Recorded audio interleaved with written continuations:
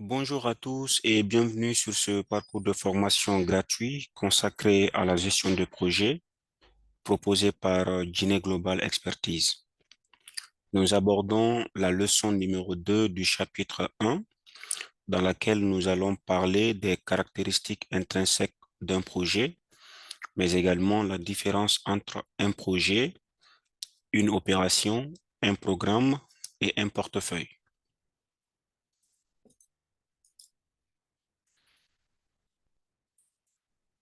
Je suis Keita Mandjan et je suis très ravi de vous accueillir et de pouvoir vous accompagner tout au long de ce parcours.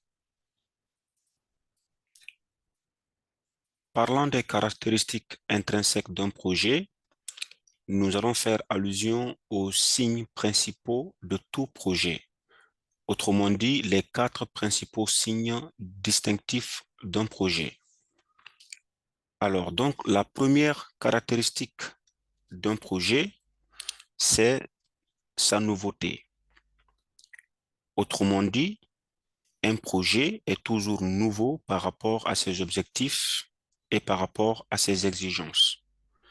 Et cela indépendamment de tous les autres projets au sein d'une même organisation. Et la deuxième caractéristique d'un projet, c'est l'unicité. Vous savez, comme on a dit dans la définition du projet, un projet a toujours une date de début et une date de fin. Et il est toujours unique par rapport aux résultats attendus du projet. Et en troisième position, c'est l'importance. L'importance du projet, c'est ce qui justifie sa légitimité. En d'autres termes, un projet, quel qu'il soit, vise toujours à résoudre un problème ou à corriger une situation. Donc, on peut dire qu'un projet qui ne résout pas de problème, qui ne corrige pas une situation donnée, ce projet n'apporte pas de valeur ajoutée. Et donc, ce projet n'a pas de raison d'être tout simplement. Et la dernière caractéristique d'un projet, c'est la complexité. Vous savez que quand on parle de gestion de projet, on parle de la gestion de changement en permanence, on parle de la gestion des risques, on parle de la gestion des parties prenantes, donc la gestion de l'humain, etc. Donc, ça demande beaucoup plus d'exigences, beaucoup plus de suivi, de contrôle et donc de la complexité. Donc, voici les 4 caractéristiques intrinsèques d'un projet. Je reprends, c'est la nouveauté, c'est l'unicité, l'importance et la complexité. Donc, on va maintenant voir la différence entre le projet, l'opération, le programme et le portefeuille. Ce sont des termes régulièrement utilisés, mais qui se différencient clairement. On commence par le projet. On a dit dans la première leçon que le projet est une initiative qui vise à créer dans un temps limité un résultat unique dans le but de satisfaire un besoin. Donc, il s'agit d'une initiative temporaire. Et quant aux opérations, ce sont des activités continues et répétitives.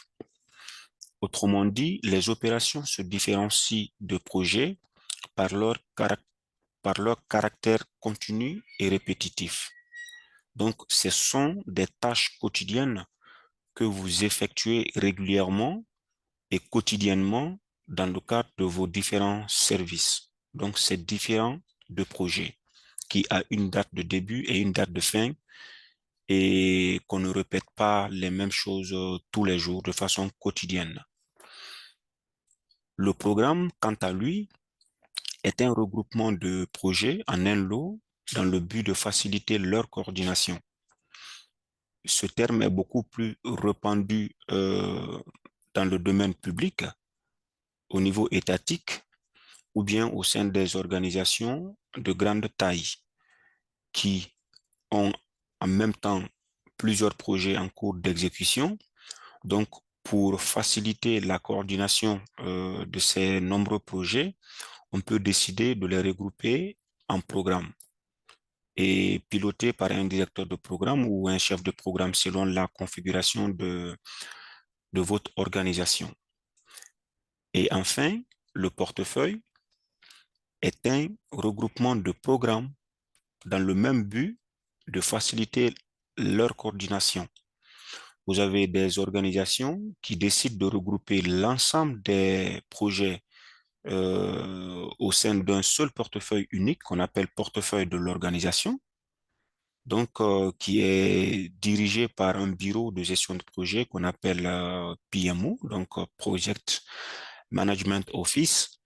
C'est très important parce que ça permet de mieux coordonner la gestion de vos programmes et projets et d'avoir un interlocuteur désigné pour le top management pour assurer la remontée ou le suivi de l'état d'avancement des projets, surtout des projets prioritaires. Merci beaucoup. Nous sommes à la fin de cette deuxième leçon. Nous vous remercions encore une fois de l'intérêt que vous portez sur nos parcours. Et pour revoir nos cours et ne rien rater des prochains modules, nous vous invitons à vous abonner massivement à notre chaîne YouTube et notre page Facebook. Nous vous donnons rendez-vous dans la troisième leçon de ce premier chapitre, dans laquelle nous allons vous présenter le cycle de vie d'un projet. Je vous remercie.